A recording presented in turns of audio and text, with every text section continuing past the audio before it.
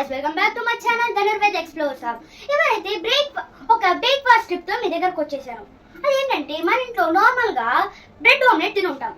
అది ఇవాళ నేను ఒక కొత్త రకంగా ఒక బ్రెడ్ ఆమ్లెట్ చూపించిపోతాను. అదేంటని చూసేద్దాం రండి.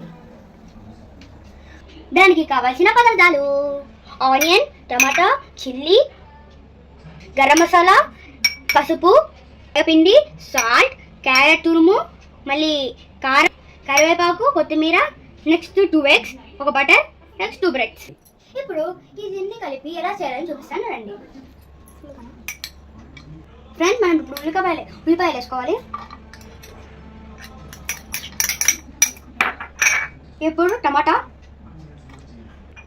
Next chilli masala, next garam masala, next పసుపు, శనగపిండి. ఎక్కువ వేసుకోకూడదు, లైట్గా వేసుకోవాలి. ఉప్పు,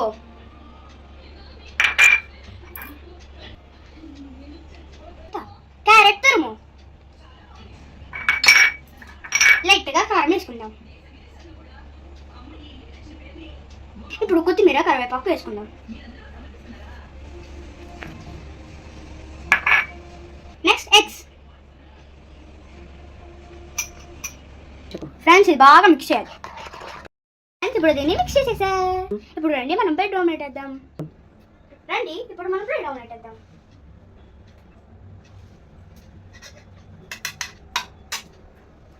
ఆహాహా, నేను చెప్పాను కదా, ఈ నార్మల్ బ్రెడ్ ఆమ్లెట్ కాదు కానీ. రండి చేసేద్దాం. దీన్ని మధ్యలో స్క్వేర్ షేప్ గా కట్ చేసుకోవాలి. ఫ్రెండ్స్, ఇప్పుడు దీన్ని కట్ చేసేసుకున్నా, రండి చూపిస్తాను. చూడండి ఫ్రెండ్స్, స్క్వేర్ షేప్ లో కట్ చేసేసుకున్నాను. దీన్ని మనం స్క్వేర్ గా కావాలంటే స్క్వేర్ గా కట్ చేసుకోవచ్చు, మన సర్కిల్ గా కావాలంటే సర్కిల్ గా కూడా కట్ చేసుకోవచ్చు. పెనం మీద బటర్ వేసుకుందాం.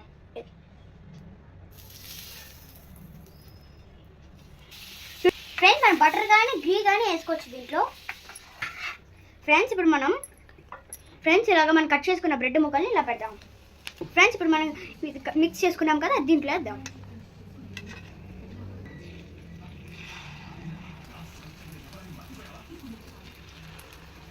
చెప్పాను కదా కొత్త రకం బ్రెడ్ ఆమ్లెట్ అని.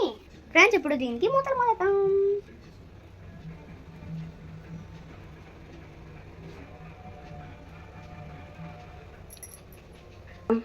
దీన్ని 5 minutes వచ్చేద్దాం. దీన్ని ఇలాగా తిప్పుకోవాలి. ఫ్లఫీగా ఉంది. ఫ్రెండ్స్, ఇప్పుడు దీన్ని ప్లేట్లో తీసుకుందాం.